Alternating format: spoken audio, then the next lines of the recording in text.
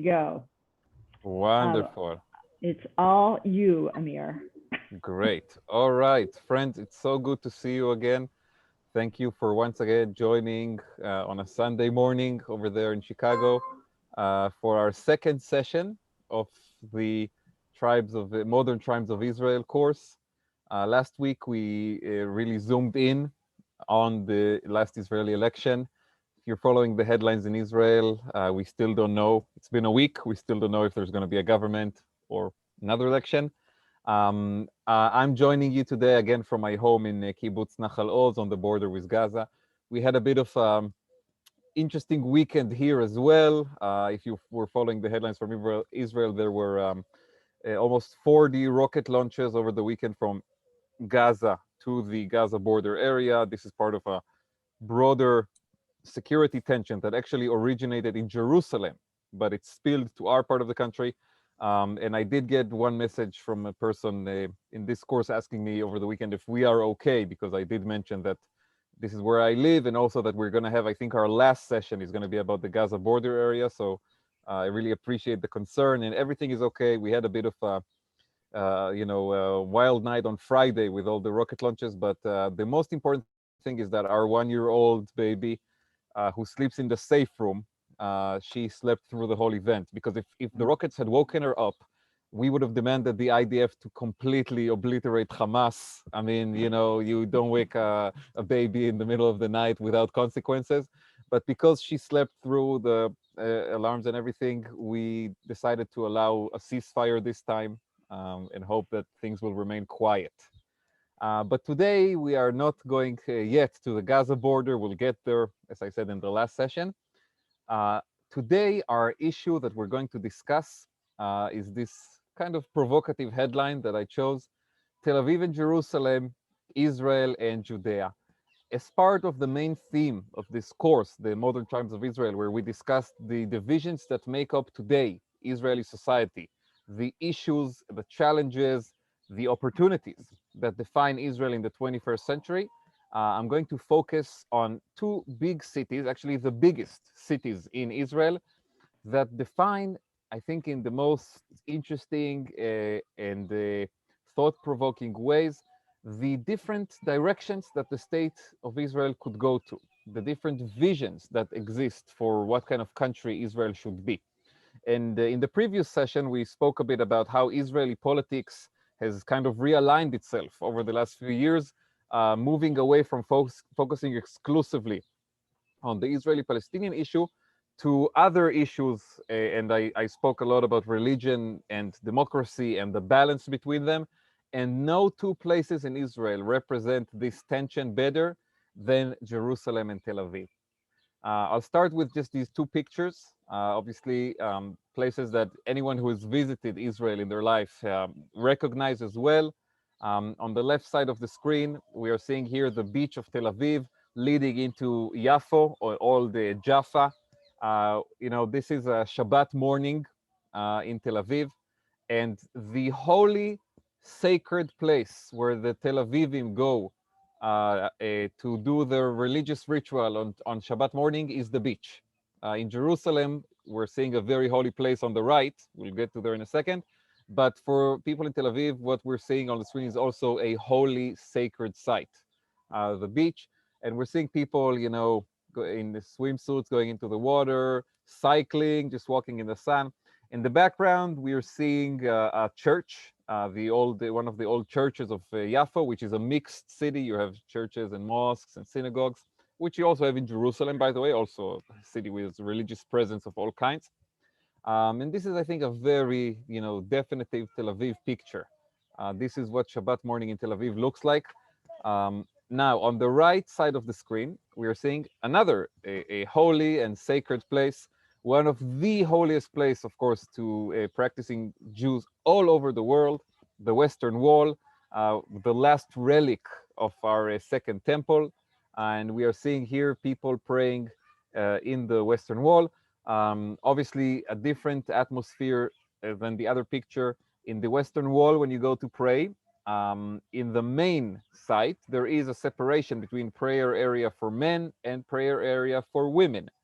in the last few years, there has been established an egalitarian prayer space. This was something that came about after a very long fight by the non-Orthodox religious movements in Israel and by leading Jewish American organizations. And it led to the creation, but this is, more on the side of the Western Wall. It's not directly next to the holy site.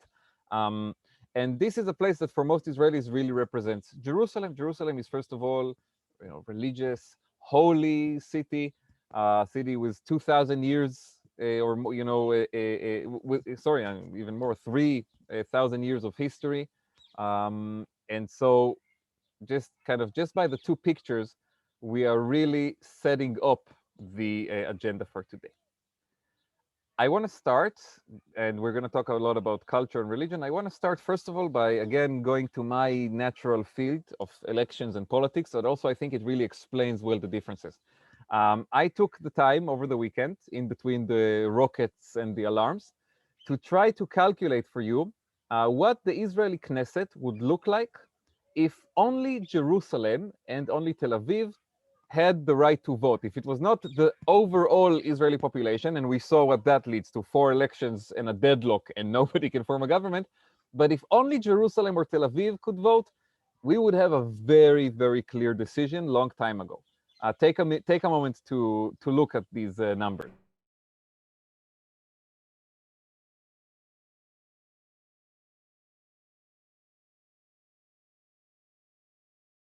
All right, so let's look at this.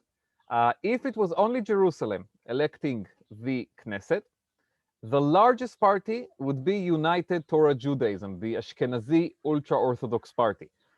In the last election, United Torah Judaism won 7 seats overall in the entire country.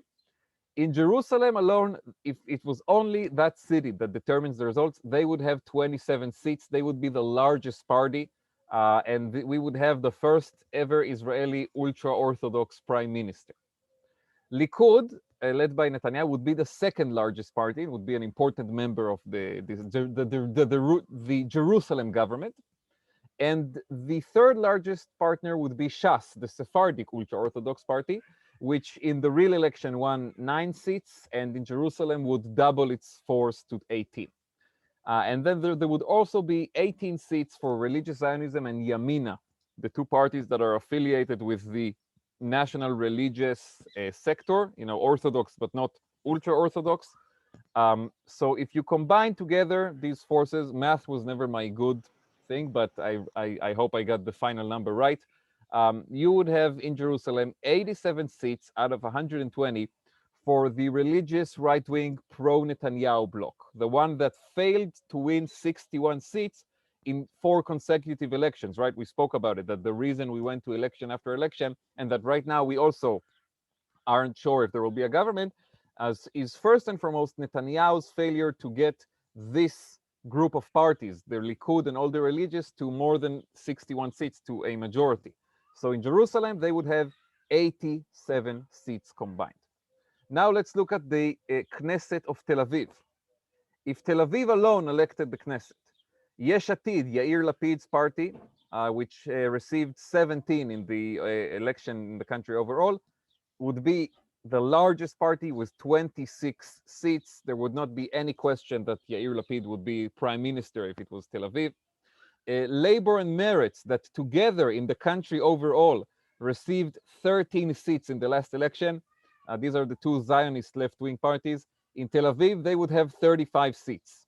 They could actually, negotiate quite a tough deal with Lapid, with 35 combined seats for these two Zionist left-wing parties. Blue and White, the party of Benny Gantz, another 12.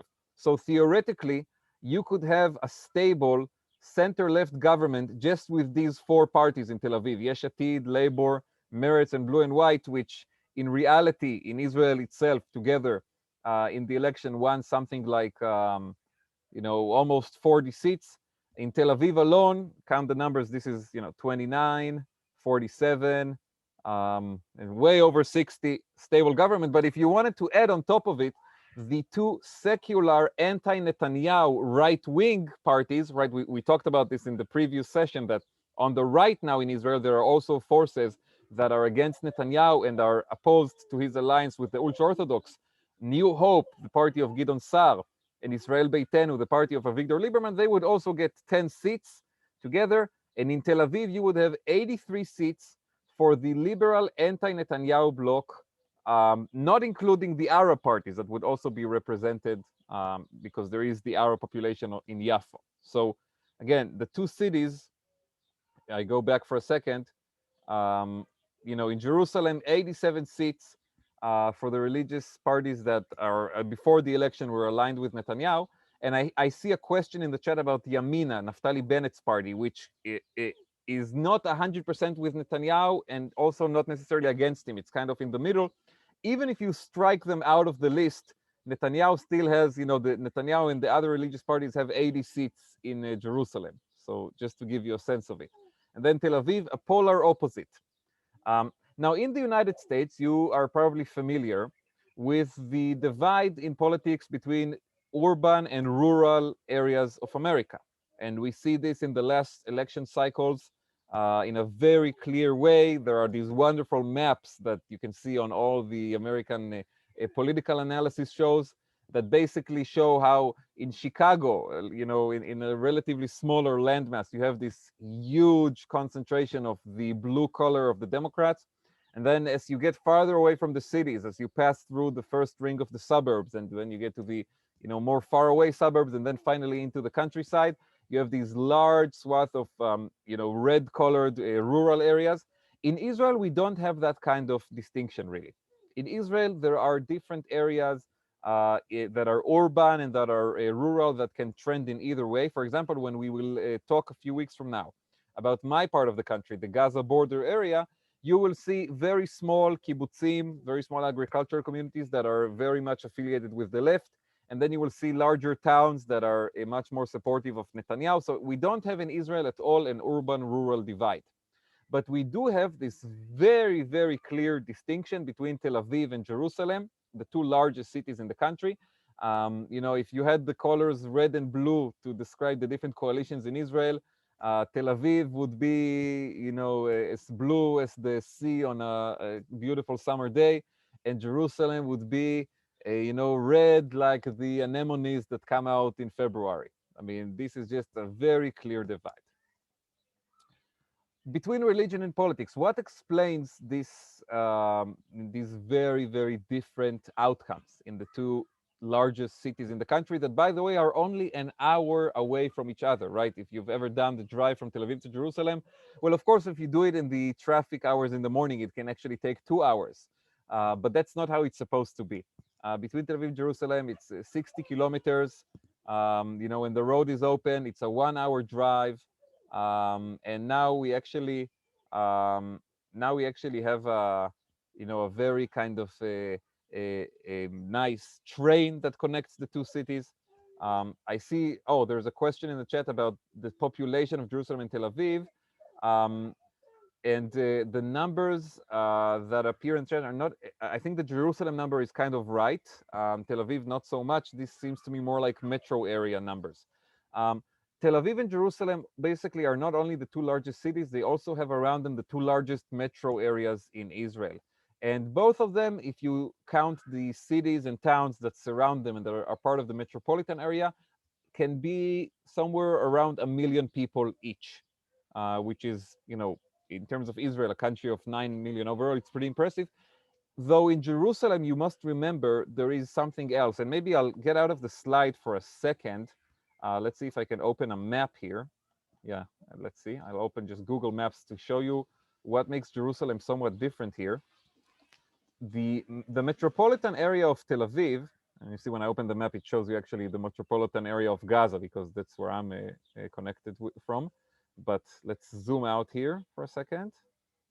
Here, let's zoom out, get away from Gaza.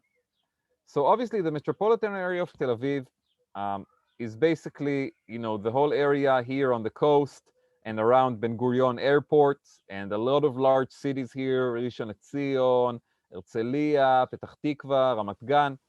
This is more than 1 million people. Now, the metropolitan area of Jerusalem, it's Amir, there is no map. Oh, you don't see the map? No. What do you see? Between religion and politics. Oh, you're slide. still in the slide? Yes. Okay, so I wait, think you stop. need to stop the one share Stop before you share, do the new stop one. share. Thanks for telling me. Now let's try to do share screen again and choose the map. Share. Now there is a map? Yeah. Yes, all right. Thank you, Amy, for stopping me on time. So wait, I'll just show Tel Aviv once again. Tel Aviv, you see, this is the metropolitan area of Tel Aviv. Now everybody can see it? Yeah. So, you know, it's basically all of these cities that are between the coast and the airport here. So you have Ramat Gan and Chulon and Rishon LeZion and Herzliya more to the north. This is Petach Tikva. This is easily more than 1 million people. This is the metropolitan area of Tel Aviv. And this is also the most important economic area of Israel. This is where most of the economy and the high-tech industry is centered. Just in this area, you have, the largest concentration also of universities and colleges. And you have another important economic concentration up to the north in Haifa, which you have a port and a university and actually 2 universities. But Tel Aviv is really the most important population and economic center on the coast. Now, the metropolitan area of Jerusalem, which we are going to focus on, it clicked on Bethlehem, but here Jerusalem, it's different and more complicated because it actually encapsulates not only areas that are part of the state of Israel, but also areas that are in dispute. Greater Jerusalem includes a lot of neighborhoods where the population is Palestinian. In fact, almost 40% of the population of Jerusalem, just what we define as the city, is Palestinians, almost 40% of Jerusalem. And these are not citizens of Israel. They are residents. They don't have citizenship. They don't vote in the elections. And then around Jerusalem, if you talk about the metropolitan area, you have Bethlehem to the south. Some people would actually include Ramallah up to the north. I mean, Ramallah and Jerusalem is like, 15, 20-minute drive without traffic. And it goes over into these towns and villages outside of Jerusalem, Abu Dis, Elizria. And so that's why in Jerusalem, everything is more complicated also in terms of the geography. So that goes into the question of how many people live in each one. These are 2 metropolitan areas of well over 1 million people, but Jerusalem is different because it is also the heart of the Israeli-Palestinian conflict and the dispute. I'll stop this share now and try to go back to the share of my, just a second, of my slide here, Tel Aviv and Jerusalem. All right. So we were looking at this one here, between religion and politics. What explains these huge differences between the Knesset results of, the Knesset of Jerusalem versus the Knesset of Tel Aviv? So let's look a bit at the Jewish population. In Jerusalem, this matters a lot because the Arab population doesn't vote. And in Tel Aviv, you have Arab citizens who live in Yafa and they do vote in the election, but Jerusalem, the Arab population, they're not citizens. So I'm going to focus here on the Jewish population. Overall, in the state of Israel, when we look at Jewish citizens today, and the Jews in Israel are, close to 80% of the population, 66% are secular to traditional. This is a very wide, spectrum that would move all the way from people who are staunchly secular and feel very little connection whatsoever to religion, to what we define as Masorti, traditional Israel people who, celebrate holidays, sometimes even keep Shabbat, go to synagogue from time to time, but they don't really live a religious lifestyle completely. And then 34% in Israel overall are on the spectrum that starts from religious, moderate Orthodox, all the way to ultra-Orthodox. So this is in Israel overall as a country. Now, when we look at Jerusalem, completely different story. In Jerusalem, I actually should have arranged the numbers differently. The largest segment in the city among the Jewish population are the ultra-Orthodox. 36% of the Jewish population of Jerusalem is ultra-Orthodox, and another 31% is national religious. The population that defines itself as secular to traditional in Jerusalem is a third of the Jewish population of the city, only 33%, which is a mirror picture of Israel overall, right? In Israel overall, the secular to traditional is almost 2/3. And in Jerusalem, that segment is only a third. Whereas the ultra-Orthodox and the national religious, who are 34% overall in the country, they are 2/3 in Jerusalem. So you look at these numbers and you understand, first of all, that why Jerusalem is this ultimate stronghold of the a more religious, more conservative population in the state of Israel. Now let's look at Tel Aviv and Haifa for comparison. In Tel Aviv, the population that defines itself as secular to traditional is 85% of the population of the city. In Haifa, 83%. And by the way, the election results in Haifa are almost similar to the election results in Tel Aviv. There's a great resemblance between the two. I see a lot of questions in the chat. I'll try to address all of them at the end. So keep sending them because I will put aside time for that.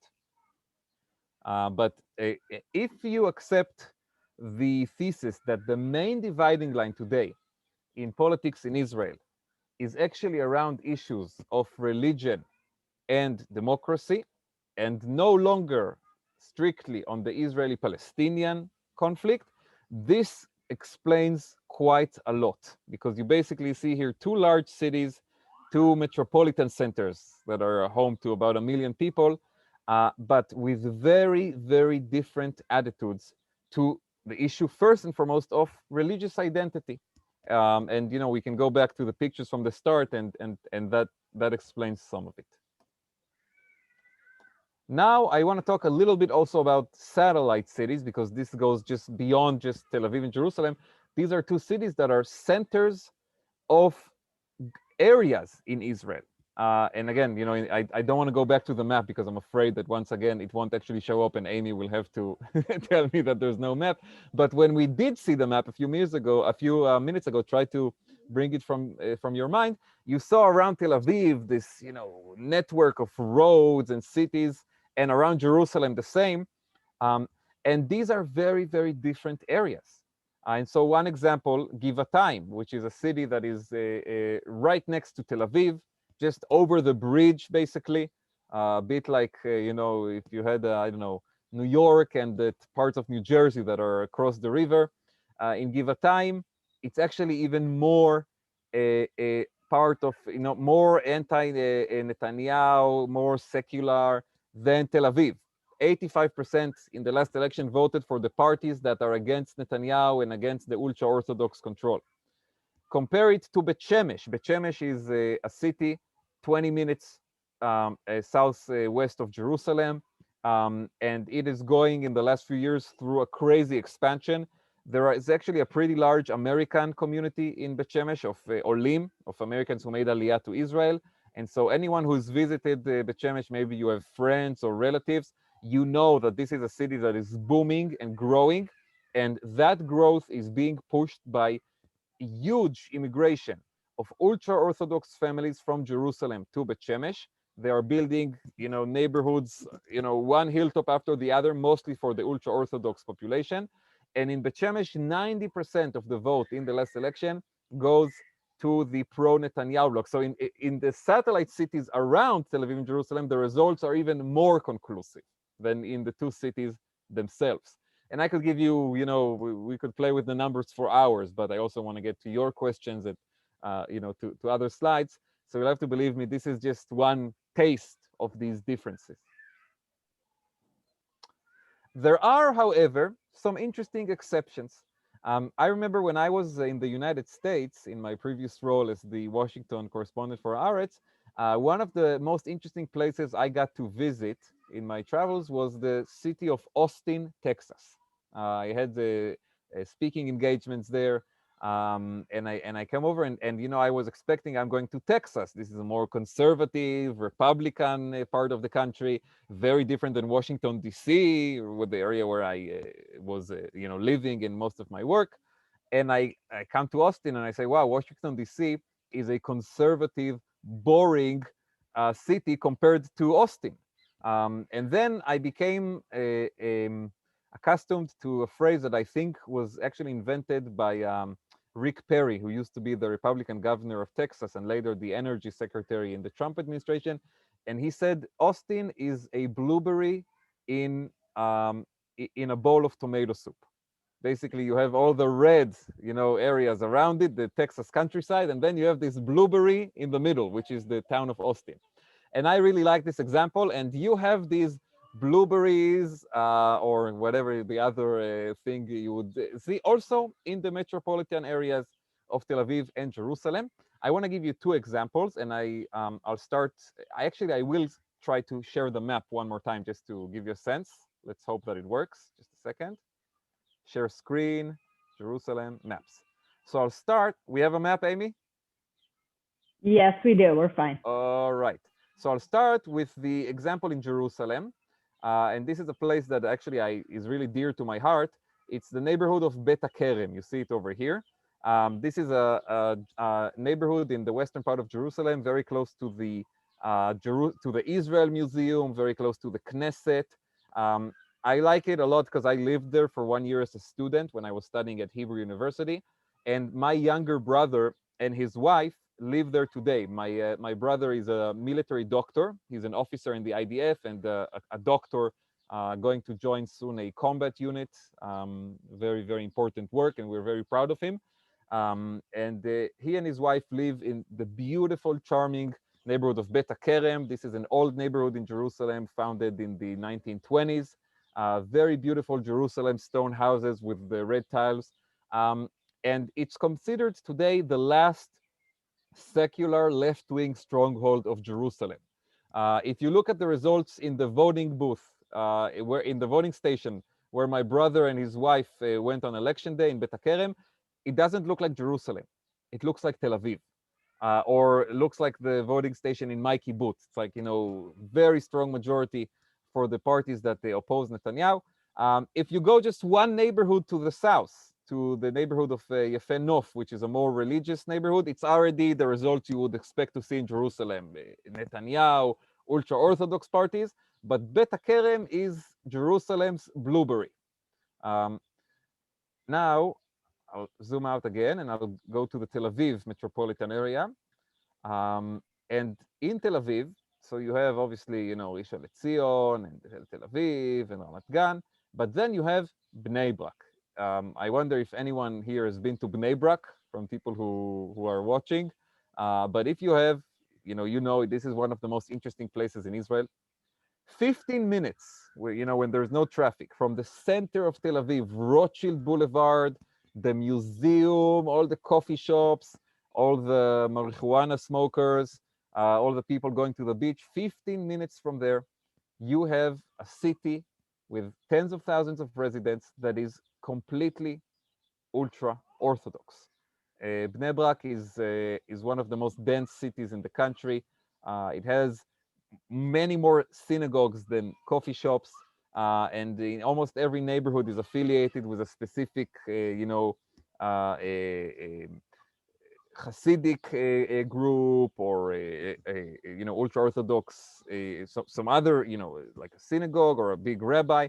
Some of the most influential rabbis, ultra-Orthodox rabbis, live in Bnei Brak. And in Bnei Brak, the election results are like Jerusalem. In between all of these more liberal-leaning cities, like, Ramat Gan, Givatayim that I showed you, these neighborhoods of northern Tel Aviv, which are very, very liberal in their orientation, suddenly you have Bnei Brak. My parents, by the way, they live in Hadar Yosef, in this neighborhood in northern Tel Aviv. So again, their neighborhood, you come to visit, you would feel like you are in one of the most liberal places in Israel on all fronts. But 10 minutes to the south, Bnei Brak, this is like the ultra-Orthodox neighborhoods of Jerusalem. So this is what I'm giving you these examples to make it clear that this is not 100% in either direction. And just like in America, you have these outliers and exceptions that I think make politics and geography very interesting to look at. You also have that in Israel. All right, I'll try to go back now to my slide. Just a second. Share screen, PowerPoint. Here we are. All right, we're back to the slide. So, Bet HaKerem, again, very beautiful neighborhood. Next time you're in Jerusalem, I really, really recommend just to take a few hours and walk around the small streets. And then Bnei Brak, which is also very interesting place to visit. Not on Shabbat, obviously, because everything is shut down and you can't actually drive in the streets of Bnei Brak on Shabbat. But, maybe Friday morning when people are preparing for Shabbat, you would have really interesting things to see over there. Just a second. Two pictures from events that are very important in Tel Aviv and in Jerusalem. On top, what you see here, this is the largest annual gathering that you will see in the streets of Tel Aviv. Obviously, these are not pictures from last year because last year was the year of COVID-19. And, this was not a year where you had gatherings this large in Israel. I've seen pictures from other places in the world. I see now in India, there's a festival with 1 million people. God help us with that. But in Israel, we didn't have, but these are from previous years. On top, as I said, the largest annual gathering in Tel Aviv, this is Mitzad HaGa'ava, the annual Pride Parade of Tel Aviv. Tel Aviv is one of the most gay-friendly cities in the world, and certainly in the Middle East, there is really no competition. And Tel Aviv had its first Pride Parade in the 1990s when there were still, the legal situation in Israel regarding LGBT rights was much less liberal than it is today. We've had a lot of progress on this front over the last 2.5 decades. And ever since the 1990s, this has been an event that the municipality of Tel Aviv is really taking in its own hands, helps, organizing and leading it. And every year you will see more than 100,000 people come to march in the streets of Tel Aviv on this day. And they close down all the main streets, and you will have the mayor and politicians come and speak, and all the most famous artists. And this is a show of force, not just of the LGBT community itself, but also of Tel Aviv as a city, and of what Tel Aviv wants Israel to be like, a country where there is, people have their freedom, their liberty to live life as they want.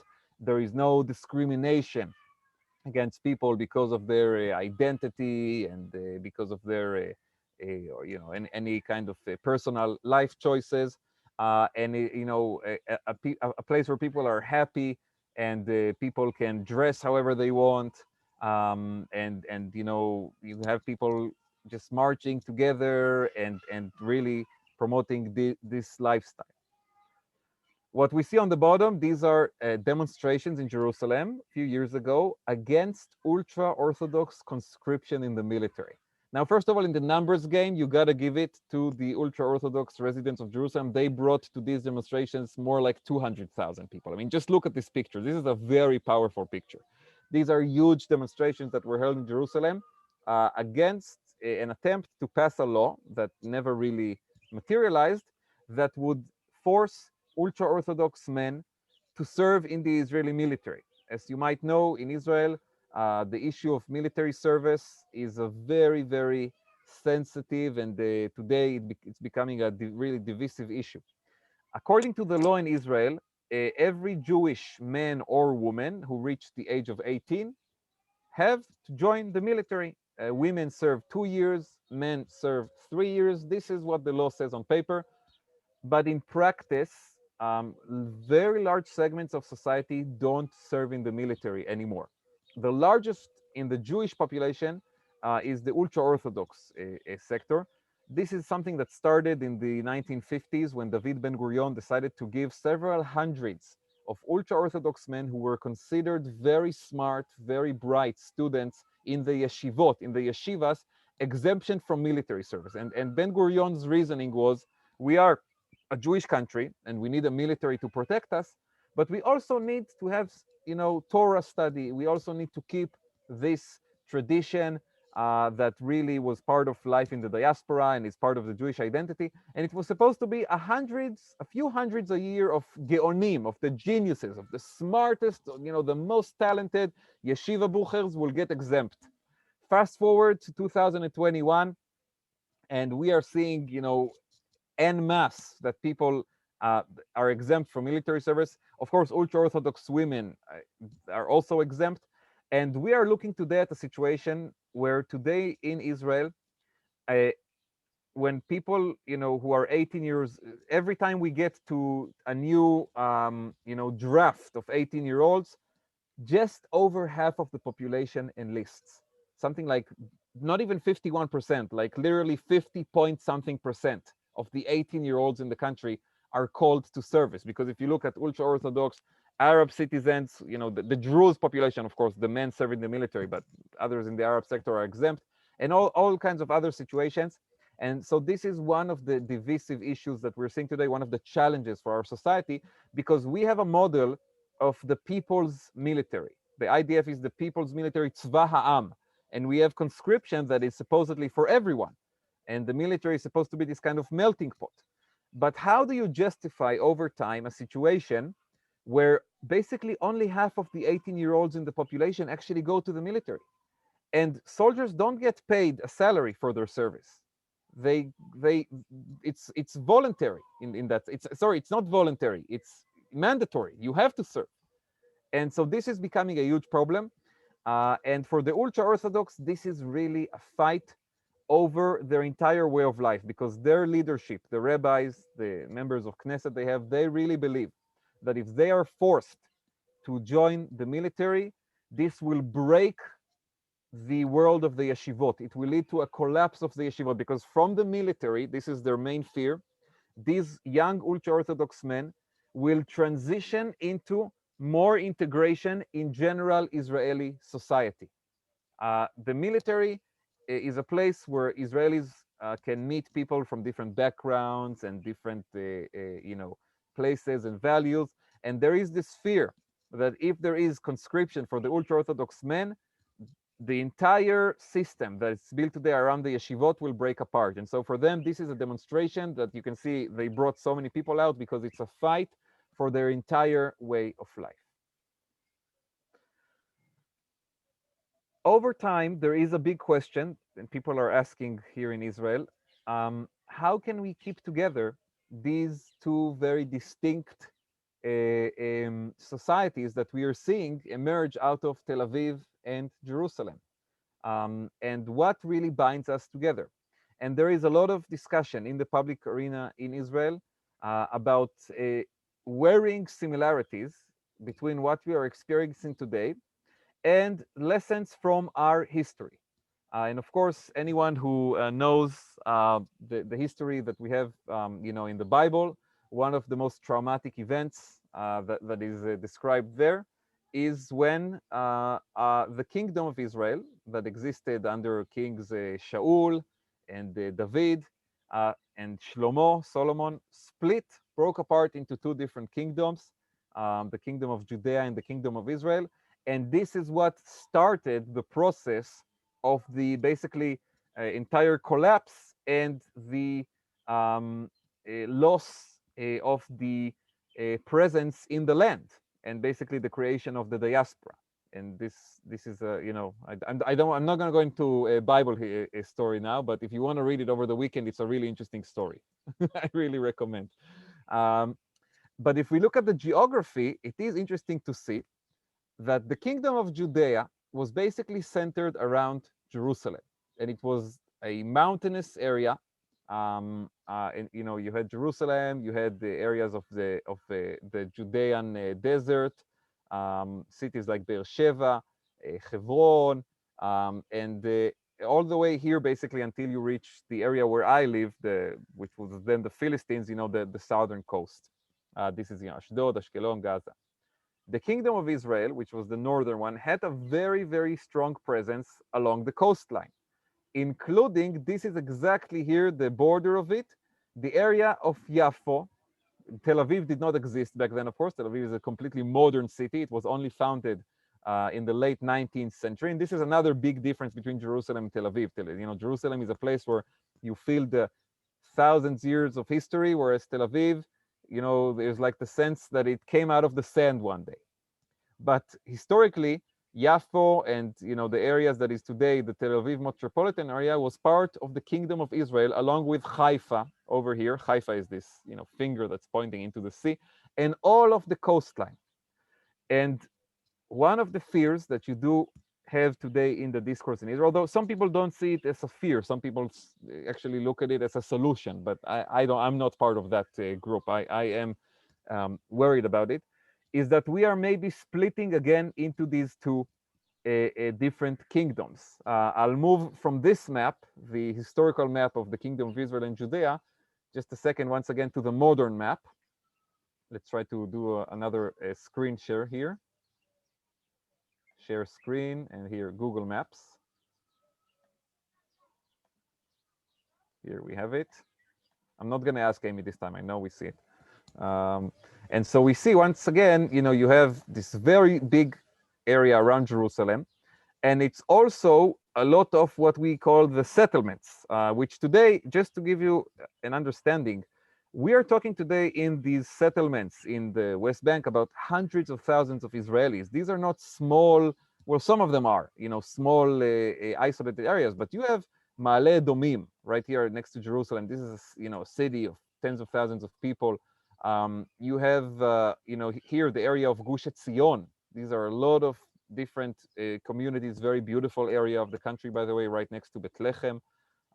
You have here the neighborhoods of Jerusalem itself that are across the old border of the Green Line, and this is, you could look, this would be the, if you compared it historically, this would be like the areas of the Kingdom of Judea. And then you have this huge concentration along the coast between Haifa and Tel Aviv, Haifa and all the towns that surround it. And along the coast, Hadera, Netanya, all the way to the Tel Aviv metropolitan area. And if you keep going south into what used to be in the Bible, the Philistine lands, Ashdod, Ashkelon, these are, in a sense, very, very different areas in terms of culture and geography. And of course, the most important component that, in my opinion, really divides today, religion. And there is a discussion about, are we seeing slowly this kind of split emerge between the country of Jerusalem, which is much more religious, and where the Israeli-Palestinian conflict is a huge, huge part of the daily life. Because if you look at what is happening right now in Jerusalem, every night, we are seeing these violent clashes in the city between young Arab residents and young Jews. And in Jerusalem, it's felt very much, versus a country that is centered around Tel Aviv, where, I was, this was a really interesting experience personally. As I told you, Friday night was a bit rough in my little neighborhood of the country. We had these 30-something rockets launched from Gaza. And then on Saturday morning, when things became much calmer, we had made plans long before the weekend to meet friends this Saturday in Park HaYarkon in Tel Aviv. This beautiful patch of a green area here around the Yarkon River.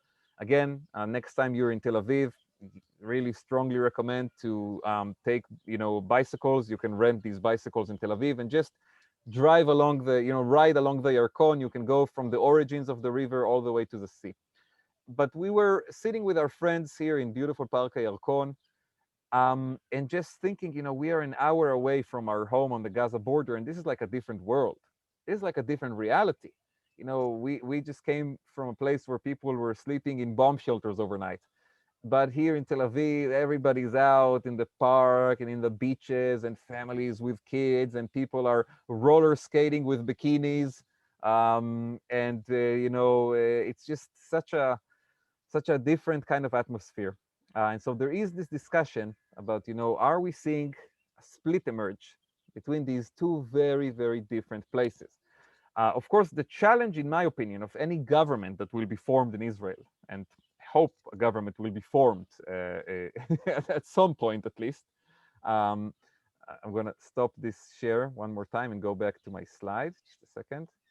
But one of the challenges of any government that will be formed is how to deal with this split, and how to create a society and a country where these two, kingdoms These two different parts of our society, of our country, can live together. So we don't reach this situation once again. We don't find ourselves once again with this kind of picture. We want to keep one. Well, I don't want it to be a kingdom.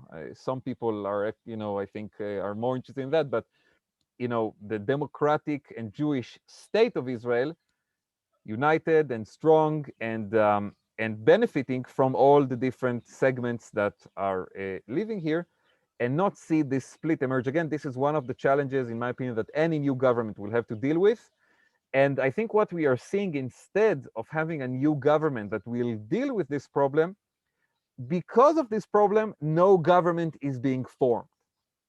You get what I'm saying? Instead of having a government that will deal with this, we are seeing the rifts in the society stop us from actually forming a government together and beginning this process. This is the divide that we're seeing, between the pro Netanyahu and more religious forces, and the anti Netanyahu and more secular forces, and the Arab population in between, which is also splitting along religious lines. And we're going to have a special discussion about that, I think, in 2 weeks from today. So it's a fascinating process on the one hand, but it's also, in my opinion, worrying, and we should remember the history and how that chapter ended. All right, I'm going to try to take on some questions now, and if you have more questions, send them in the chat, because we have time to discuss. I would say, Amir, if you can release your screen share. Oh, yeah, that would be very helpful. Just a and second. I'll spotlight you. Yeah, And just a second. there are definitely some questions in the chat. There's also some comments in the chat. Okay. If we could maybe limit our chat at this time to only questions, it would make it easier for Amir to answer them instead of scrolling through. Yeah. So I saw there was one question about basically, how to define Yamina, Naftali Bennett's party, which it's a really interesting question, because it's actually the question that will decide whether or not we have a government and what kind of government. This party, Yamina, Naftali Bennett's party, was considered for many years an automatic component in the pro-Netanyahu coalition. And I think I mentioned this in the previous meeting. What happened in this election is that for the first time since he entered politics in 2012, Naftali Bennett, who used to be a personal aide to Netanyahu, this is how he began in politics, ran opposing Netanyahu and promising to replace him, to become prime minister instead of him. And he had a lot of criticism towards Netanyahu. But after the election, his party won 7 seats, and it basically found itself in a position where it could decide if it wants to join a government led by Netanyahu, or if Bennett wants to join the anti-Netanyahu forces, and with his 7 little seats, become prime minister. This is what is happening right now. With his 7 seats, Bennett is being courted by both sides. Netanyahu tells him, I'll make you my defense minister, which is supposedly the most important position, and I will begin the process of appointing you to be my successor, so that when I retire from politics, you will get the crown as the leader of the Israeli right wing. And on the other side, Netanyahu's opponents are telling Bennett, instead of waiting until Netanyahu is done, and then who knows if you will actually become prime minister. I mean, who knows what will be 4 or 5 years from now. We are offering you the chance with your 7 little seats to become prime minister tomorrow morning. And what this would require is for Bennett to, for the first time in his life, really detach himself from Netanyahu's shadow and align himself with Yair Lapid and the centrist and left-wing parties, and also the right-wing secular parties that oppose Netanyahu. What will Bennett choose to do? I have no idea. When he makes the choice, we'll know if we have a government and what kind. I have a question here about what is happening in Jerusalem right now. And yes, we are seeing right now in Jerusalem great tensions. This is a really strange phenomenon. It started with basically 2 things that happened in about the last 2 weeks. One thing was this phenomenon of TikTok. You know what TikTok is? It's this app where people upload videos that disappear after a few, after you watch them. TikTok videos that young Arabs put up of themselves beating ultra-Orthodox Jews in Jerusalem. This became kind of a sport, okay? Basically, you know, a few young people, Arab young people spot an ultra-Orthodox man, and they, you know, they chase him and beat him, and they put it on TikTok. This is terrible, awful thing. And this, of course, ignited a lot of anger on the part of far-right Jewish extremists in Jerusalem, who then did the same thing, came out and started hunting innocent Arab residents in Jerusalem and putting up their own videos of Jews beating Arabs. In the background, there is also a lot of tension between the Arab population in Jerusalem and the Jerusalem police. This is now the month of Ramadan here in Israel. Ramadan is, you know, the holy month for the Muslim population. It's a month where people fast during the daytime and have big meals and meetings in the evening. And around the Nablus gate, next to the old city, what we call Shar Shechem, in every Ramadan, you have these gatherings of hundreds of Arab residents of Jerusalem in the evening hours. They sit together, they drink, they smoke, they relax from the fast. This year, for reasons that are not entirely clear to me, the Jerusalem police has banned these gatherings at the Nablus gate. And this has also infuriated a lot of people that, you know, the police is pushing them away from this place, that every year you have these gatherings. And then, of course, you have the political instability, and you have always other reasons for tensions here. Combine it all together, TikTok videos, you know, Arab versus Jewish violence, Jewish versus Arab violence, young, you know, far-right dropouts from the yeshivot in Jerusalem, young Arab residents who are looking for a fight. It all, you know, tensions with the police, Ramadan, hot weather, everything together leads to this explosion of violence in the streets. And the worst part is that it's spilling over from Jerusalem to Gaza. Basically, this weekend, the reason that my wife and I had to run 3 times in the middle of the night to the bomb, to the, you know, to the safe room in the house where the baby is sleeping, is because of these tensions in Jerusalem. There is nothing going on right now between Israel and Gaza. It's been a really quiet few months.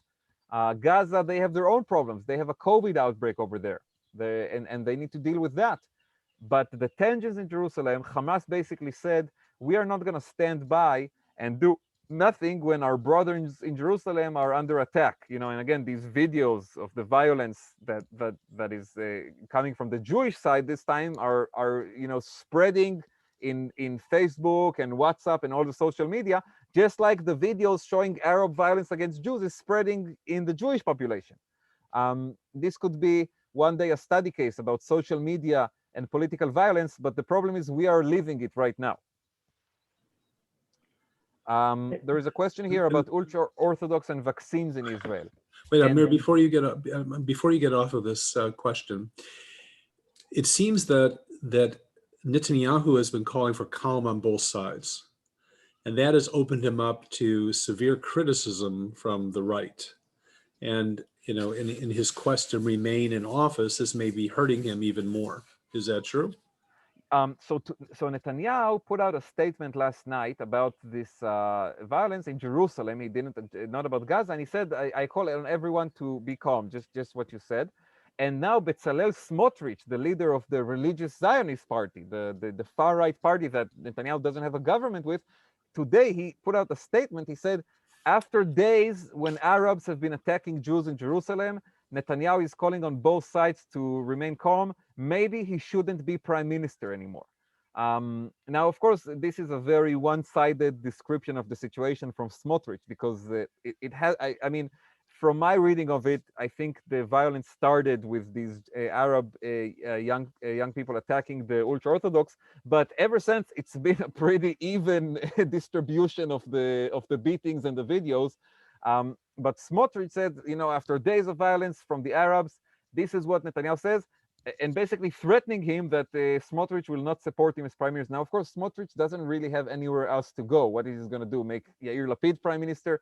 But this is just another example of how difficult it will be for Netanyahu to assemble a coalition with these different forces, because he needs Smotrich on the one hand and Mansour Abbas, the leader of the Islamists, on the other hand, in order to have a government. And Mansour Abbas, of course, his voters are also angry right now, and they are angry at the other videos, the videos of the Arab people getting hit, or the police stopping people at the Nablus gate, or Damascus gate, some call it.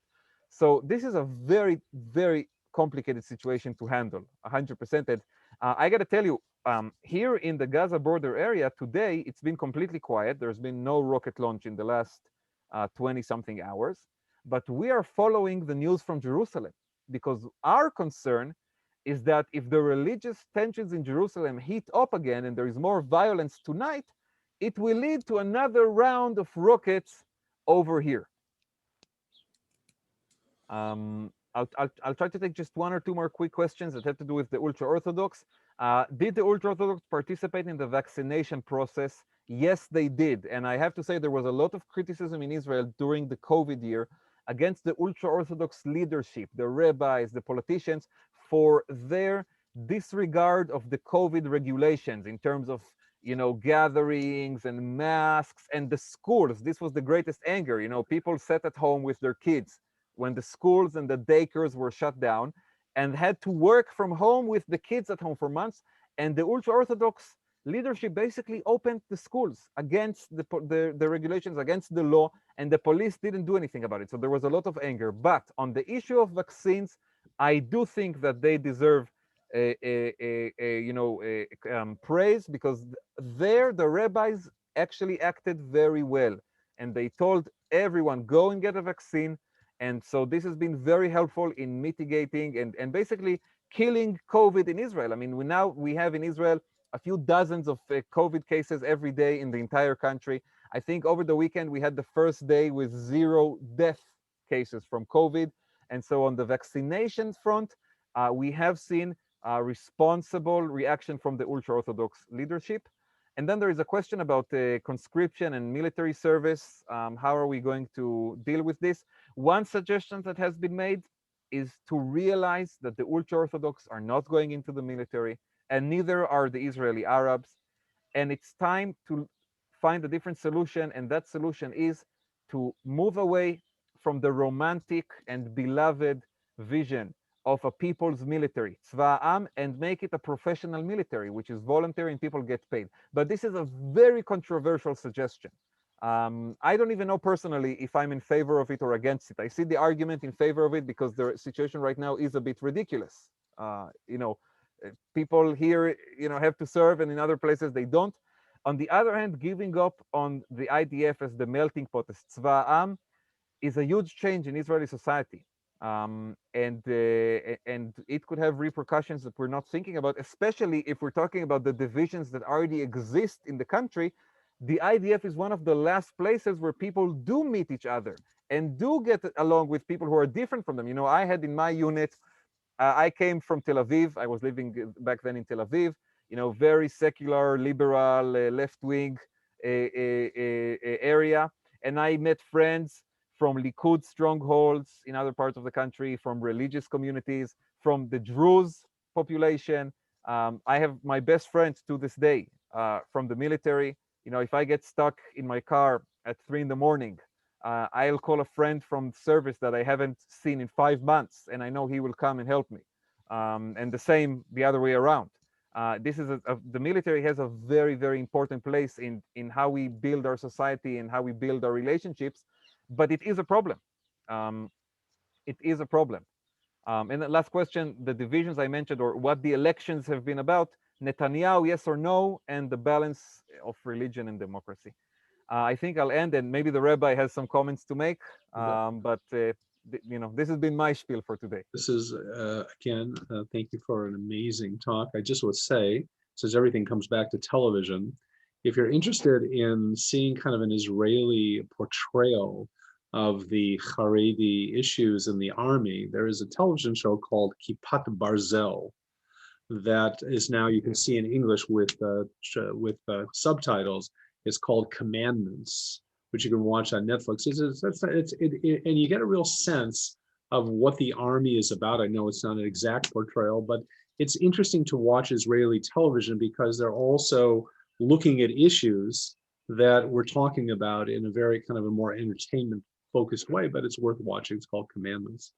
And again, we thank you. This is, again, I hope people are paying attention to the news outlets, because you should be paying, and especially about what's going on in Jerusalem right now, because because we're looking at an issue that no one has a good solution for. Like so many issues in Israel, they fester, and their issues are rarely solved in Israel. Largely, they're managed. And depending on the government is depending on how well they're managed. And there's no solution for the issues that are going on in Jerusalem, but the question of how they're being managed, both by the police and the efforts on extremists on both sides, plus the issues of election and Netanyahu's position, and